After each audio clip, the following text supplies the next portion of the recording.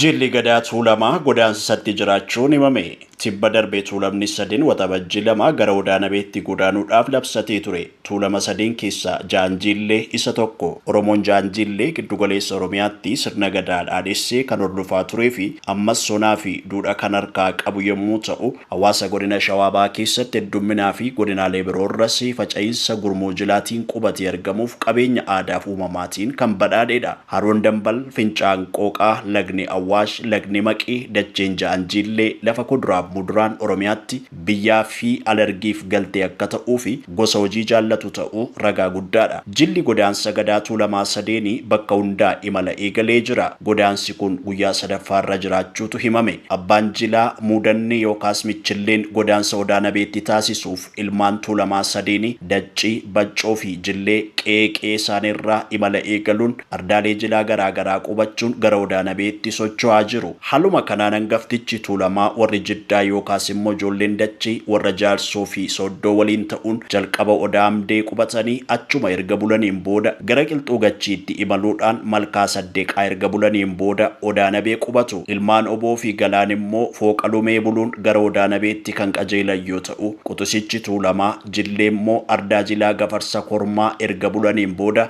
gara Odaanabeetti imalu. Imala dadhabsiisaa daandii fagoorraa kallattii garaagaraatiin socho'aa jiraniin boru jechuun guyyaa kamisaa Odaanabeetti tuulamni sadeenuu wal ga'uudhaan faajjii fi fooqa erga dhaabbataniin booda seera waraabbachuu ni jalqabu jedhamee jira. Sirni dagaagaa qaluu yookaas immoo korma dagaagaa qaluu baatii caamsaa keessa godina Shawaabaa aanaa dugdaa ganda Baqalee Girrissaa ardaa jilaa Odaa Tuutaatti raawwatamee jira. Jilli abbootii bokkuu muudanaa yookaas michillee ardaa jilaa Odaa Tuutaatti qubachuun itti fufee sirna fooqaa dhaabuutu geggeeffame. Fooqa kanarratti muka birbirsaatu dhaabama. Birbirsa kana warra miseensa gadaa michillee yookaas muudanaatu dhaaba. Osoon dhaabameen dura hayyichi gadaa milbaa abbaa bokkuu Odaa Bullee fi abbaan gadaa tuulamaa Goobana Hoolaa lafa erga donkoranii booda miseensi gadaa muudanaa yookaas michillee birbirsa kana dhaabbate. Odaan Tuutaa lafa ardaa jilaa fi lafa ulfoo ta'u milbaan alangee shananiin seera tumeefii jira. Sirna korma dagaagaa qaluutti fufee sirna korma qaluutu raawwatame. Sirna korma dagaagaa qaluun kun hayyuu yookaan abbaa bokkuu yaa'ii gadaa michillee malkatoo bantii bobbeetiin geggeeffame. Jilammaa kanaan obboloonni tuulamaas ilmaan maccaa Sabboo Goona, Sikkoo Mandoo, Ituumbanaa fi Raayyaa Seeboo jila kanarratti argamuun ni dabalu jedhameetu jira. Gabaasni miidiyaalee hawaasaarraa kan qindeeffamedha. Artist Andu'aalem Gosaa turtii ji'oota sadii booda wabiidhaan hidhaarraa gallakkeeffamuun gabaafame.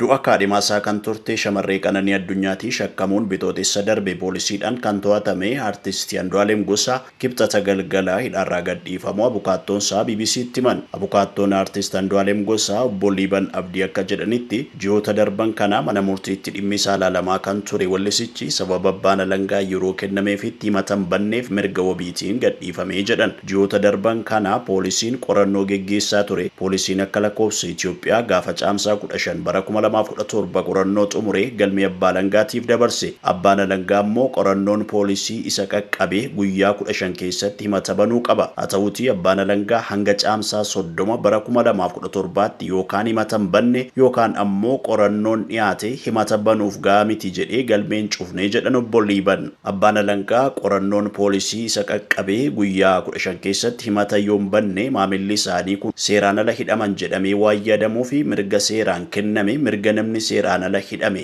seera duratti dhiyaatee ilaalamuu yookaas immoo habeas corpus jedhamuun mana murtii gaafatan. Manni murtiis iyyannoo shakkamaa kanaa ilaaluudhaan mirga seeraa kennameef bu'uura godhatanii himatamaan kun mirga wabiitiin akka ba'u waan ayyamanii fi akka lakkoofsa Itoophiyaatti waxabajjii 3 2017 kibxata galgala naannoo sa'aatii 12tti hidhaarraa ba'uusaa abukaattoon isaanii ibsanii jiru.